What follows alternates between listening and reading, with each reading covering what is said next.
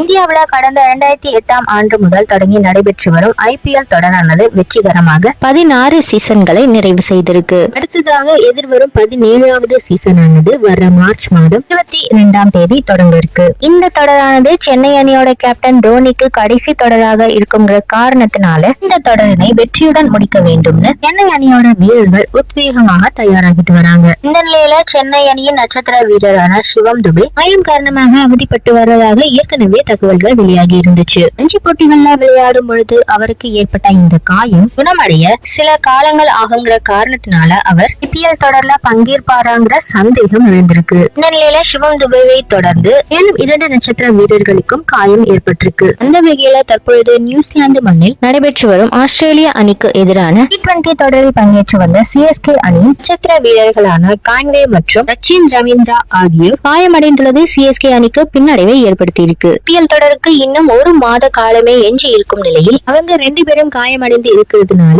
எதிர்வரும் IPL தொடரில் பங்கேற்பார்களா என்ற சந்தேகமும் எழுந்துள்ளது குறிப்பிடத்தக்கது.